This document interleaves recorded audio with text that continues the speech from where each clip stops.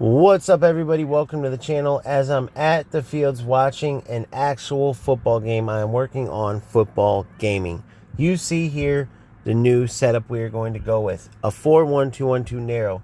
I've seen many opponents use it, some in a more ratty way where they sit all the way back, sit their three center mids behind the ball, and just go for glitch, lobbed through balls, or the glitch through balls. If you play at a certain angle, it locks up your defense. There's no point in talking about it, because it doesn't matter. And I just want to summarize. If you want to hear more about this, you can go watch the stream that literally says UFL Rant. I believe that's the title. And basically, in summary, I said in there, and I'll say it again, don't worry about those lob through balls or any other glitches or exploits your opponents are using. They mean nothing. One thing we all have in common with strikers, whether we get frustrated with them or we don't like how they're doing things or whatever, is that either of us want rats in the game. We just want to play football. And it's meaningless. The wins they get, the way they're winning, it's pointless because it's not how the game's meant to be played. It's not even football. And strikers doesn't want their game showing those sort of things. So you better believe as time goes on, as they get stronger and get better at making the fixes, right? Because we all know they've been struggling a bit. But just like anything, they're going to get better with time. And they will, as we go, get rid of these exploits. And slowly but surely, these players that use them and solely use them, they will be gone. Even the players that sometimes use them. Now, I want to also summarize one other thing. The first time fake shot receive.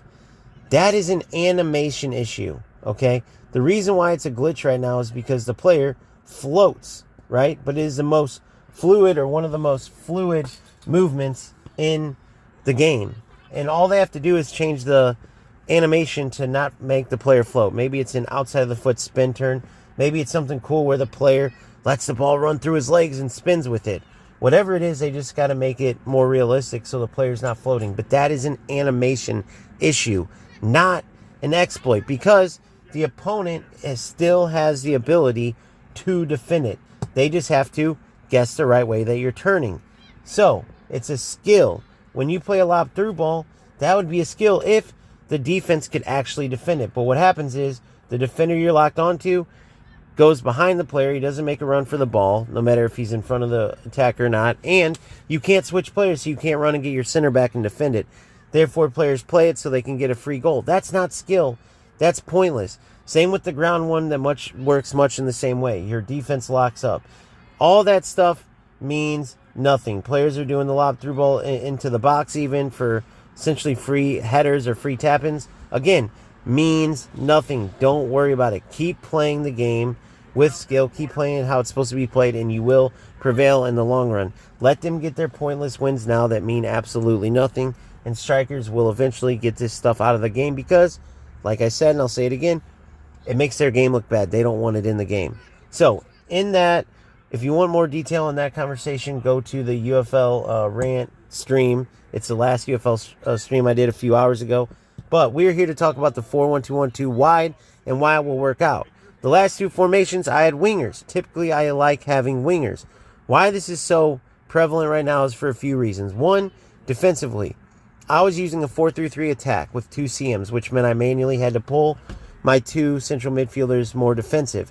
Now, I have two CMs, but I also have a CDM, which allows me to use Camavinga in a deep lying playmaker role, right? Supporting the back, but also being able to be a bridge into the attack. Then Bellingham, who will also support defensively, but he will be getting into the attack with Rafinha, Mbappe, and Isaac, or for you, whoever your cam and your two strikers are. So, with that being said, without wingers, how are we going to attack? We still have our cam with Rafinha being able to slide balls in at an angle to Mbappe and Isaac. Now, when you slide them in at an angle, they don't get blocked out by the defender. Unfortunately, you can't play just any through ball even if you have an open lane, because the player lock, or pass lock I should say, causes the ball to just lock to the defender, or sometimes lock to your player's feet even though you want to lead your player. Therefore, you have to be at an angle, and this formation provides that, whether it's from Rafinha to your strikers or Bellingham to either Rafinha or your strikers. That is huge. Not to mention, even though you don't have wingers, both Mbappe and Isaac are capable of making those outside runs. Then Rafinha would slide in for whoever made the run outside, and Bellingham will slide in to Rafinha's spot. Not to mention you have Camavinga supporting. So a very dynamic setup You just have to be able to make short passes. You can play to feet, do manual runs off that. You're going to be able to get in behind when you're playing to feet and the opponent gets too aggressive onto your back. You can lay it back, make a run, boom, slide them through. And it's just a dynamic setup.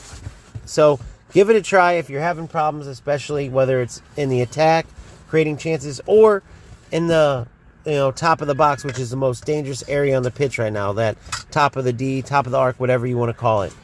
Go ahead and give it a shot. Let me know in the comments how it goes for you, and I'll see you on the next one. Peace.